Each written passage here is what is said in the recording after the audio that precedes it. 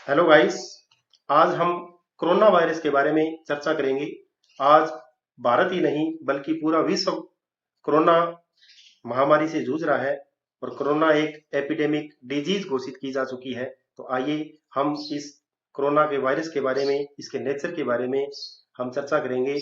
इसका इतिहास क्या है, इसका नामकरण किस प्रकार हुआ, वायरस की आकृति कैसी है, इसके लक्षण क्या है, इलाज, बचाव और भारत के साथ और विश्व के साथ इसका किस प्रकार का संबंध है। आइए हम एक एक करके विस्तार से इस वायरस को जानने की कोशिश करते हैं। दोस्तों, सबसे पहले हम चर्चा करेंगे इसके परिचय के बारे में। कोरोना वायरस का परिचय क्या है? कोरोना वायरस सर्वप्रथम 1960 में देखा गया था, यानी 60 में ये वायरस मिला। यह कई प्रकार के विषाणुओं वायरस का एक समूह है जो स्तनधारी और पक्षियों में रोग उत्पन्न करता है। चीन के वुहान शहर से उत्पन्न होने वाला 2019 नोवल कोरोना वायरस इसी समूह के वायरस में से एक है। यह वायरस भी जानवरों से आया। ज्यादातर लोग जो चीन शहर के केंद्र में स्थित Wuhan sea food wholesale market में खरीदारी के लिए आते हैं, या फिर अक्सर काम करने वाले लोग जो जीवित या वध किए गए जानवरों को बेचते थे, वो इस वायरस से संक्रमित पाए गए। चीन के अंदर वुहान शहर के अंदर एक बहुत बड़ा मार्केट है, सी फूड होलसेल मार्केट। यहाँ ये देखा गया कि अक्सर जो लोग जो थे, कोरोना वायरस से जो पीड़ित लोग थे, वो यहाँ इसी मार्केट से रिलेटेड थे, यहाँ से संबंधित थे। और ये एक बहुत बड़ा मांस का मार्केट है जिसमें 100 से ज्यादा प्रकार की मांस बिक्री की जाती है। तो ये सबसे बड़ा कारण रहा। इसके बाद हम थोड़ी सी चर्चा करते हैं इसके इतिहास के बारे में। वुहाना कोरोना वायरस विश्व महामारी 1920-21 की शुरुआत एक नए किस्म के कोरोना वायरस जिसे 2019 एनकोव के संक्रमण के रूप में मध्य चीन के वुहान शहर में 2019 के मध्य दिसंबर में हुई, यानी दिसंबर 19 में इसकी शुरुआत हुई चीन से। बहुत से लोगों को बिना किसी कारण निमोनिया होने के लक्षण देखे गए, निमोनिया के लक्षण पाए गए और उनको सांस लेने में तकलीफ होनी शुरू हो गई। अधिकतर जो लोग थे जिनको ये प्रॉब्लम हुई, वो लोग सी फूड मार्केट से जुड़े हुए थे, जो वुहान के अंदर एक बहुत बड़ा मार्केट है। चीन वैज्ञानिकों ने बाद में कोरोना वायरस की एक नई नस्ल की पहचान की जिसे 2019 एनकोव प्रारंभिक नाम दिया गया। इस नए वायरस में कम से कम 70% वही जीनोम अनुक्रमण पाए गए जो सार्स कोरोना वायरस में पाए जाते हैं। संक्रमण का पता लगने के लिए एक विशिष्ट नैदानिक पीसीआर प्रशिक्षण के विकास के साथ कई मामलों की पुष्टि उन लोगों में हुई जो सीधे बाजार से जुड़े हुए थे, और उन लोगों में भी इस वायरस का पता लगा जो सीधे उस मार्केट से नहीं जुड़े हुए थे। तो ये था इसका इतिहास। इसका इतिहास मुख्यतः चीन के वुहान शहर से जुड़ा हुआ है। आइए इसके नामकरण के बारे में हम जानते हैं। इसका नाम कोविड-19 क्यों पड़ा? चूंकि यह वुहान चीन से शुरू हुआ था, इसलिए इसे वुहान कोरोना वायरस के नाम से भी जाना जाता है। हालांकि WHO ने इसका नाम सार्स कोव 2 रखा। हाल ही में WHO ने इसका नाम कोविड-19 रखा है। जैसे CO का मतलब कोरोना, VI का मतलब वायरस, D का मतलब डिजीज और 19 से मतलब है ईयर 2019, सन से इसका मतलब है, यानी 2019। तो इस प्रकार से इसका नाम पड़ा कोविड वायरस डिजीज 2019। लैटिन भाषा के अंदर इसका अर्थ होता है मुकुट। ये लैटिन भाषा का शब्द है कोरोना, जिसका मतलब होता है मुकुट, जो सर के ऊपर धारण किया जाता है। और इस वायरस के कणों के इर्द गिर्द उभरे हुए कांटे जैसे ढांचे में इलेक्ट्रॉन सूक्ष्मदर्शी में मुकुट जैसा आकार दिखाई देता है, जिस कारण इसका नाम कोरोना रखा गया। आइए हम वायरस की आकृति के बारे में चर्चा करते हैं। ये बड़े गोलाकार कणों के रूप में होते हैं, जैसा कि इस डायग्राम में दिखाई दे रहा है। बड़े बड़े गोलाकार कण होते हैं। वायरस के कणों का व्यास लगभग 120 नैनोमीटर होता है। इसकी संरचना प्रोटीन की बनी होती है, जिसमें यह किसी को भी संक्रमित कर सकती है, चाहे वो मनुष्य हो या फिर पशु हो। ये दोनों पर ही समान रूप से संक्रमित हो सकता है। और ये प्रोटीन की एक छोटी परत होती है।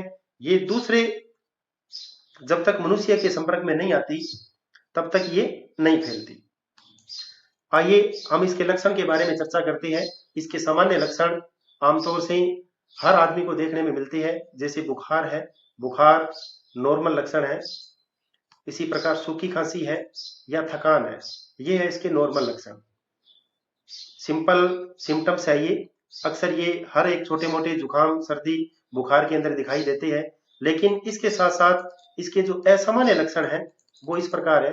असामान्य लक्षण में तेज सिर दर्द होना शुरू हो जाता है, नाक बंद होनी शुरू हो जाती है, गले में खराश होना शुरू हो जाती है, थूक के साथ साथ खांसी आती है, सांसों की कमी होने लगती है यानी आदमी हाँफ जाता है, मांसपेशियों या जोड़ों में दर्द होना शुरू हो जाता है, ठंड लगना शुरू हो जाता है, मतली या उल्टी आनी शुरू हो जाती है और इसके साथ साथ दस्त भी लग जाते हैं।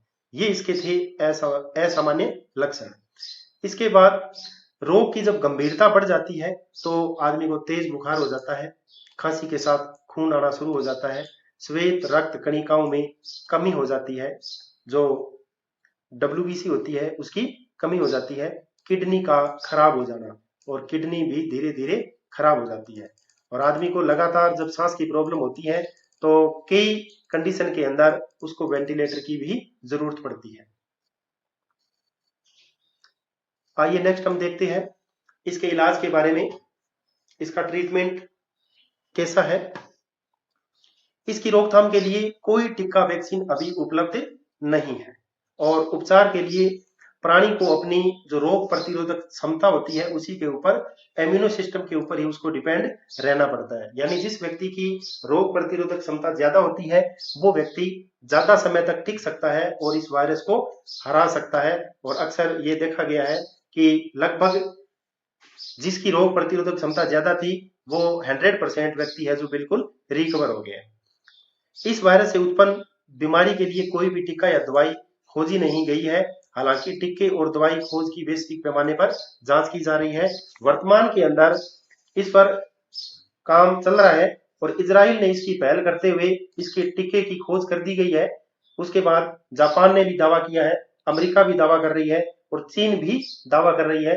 लेकिन मजे की बात यह है कि अभी तक इसका कोई पेटेंट नहीं हो पाया है और ये लैब में अभी जांच नहीं हुआ है। जब तक इसका पेटेंट नहीं होता तब तक इसकी वैक्सीन को हम अप्लाई नहीं कर सकते। नेक्स्ट, भारतीय चिकित्सा अनुसंधान परिषद जो ICMR है, Indian council of medical research जो होती है, उसके द्वारा कोरोना के लिए हाइड्रोक्सी क्लोरोक्विन दवा की सिफारिश की गई है। यानी हाइड्रोक्सिन क्लोरोक्विन दवा मलेरिया के अंदर यूज की जाती है, जो भारत में प्रचुर मात्रा के अंदर बनाई जाती है, जिसको बहुत बड़ी मात्रा के अंदर एक्सपोर्ट भी किया जाता है। इस दवाई से काफी लोगों के अंदर सुधार देखने को मिला है और इस कोरोना वायरस को हराने के अंदर काफी ये मददगार साबित हुई है। आइए अब हम इसके बचाव के बारे में चर्चा करते हैं। ये पूरा इंडिया जानता है, इंडिया के साथ साथ पूरा विश्व इसके बचाव को जानता है। क्यों? क्योंकि ये एक वैश्विक महामारी हो चुकी है।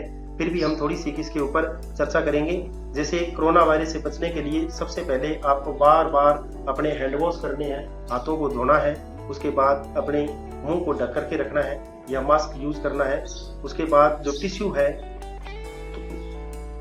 छींकने के बाद उस टिश्यू को आप कहीं नष्ट कर देना है, फेंक देना है।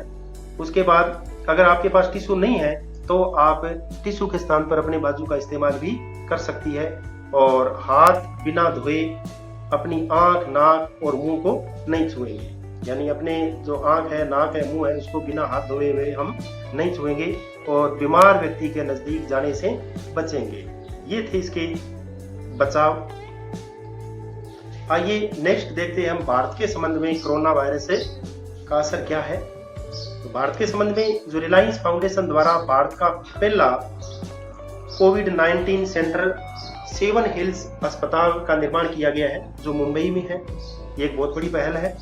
राजस्थान भारत का ऐसा पहला राज्य बना जिसने कोविड-19 के कारण लॉकडाउन किया। यानी पूरे भारत में सबसे पहले लॉकडाउन करने वाला स्टेट राजस्थान है। पंजाब भारत का पहला राज्य जिसने कोविड-19 के कारण कर्फ्यू लगाया। सबसे पहले कोविड-19 संक्रमितों की लोकेशन ट्रेस करने आरोग्य सेतु ऐप तैयार किया गया। भारत में जनता कर्फ्यू 22 मार्च 2020 को लगाया गया।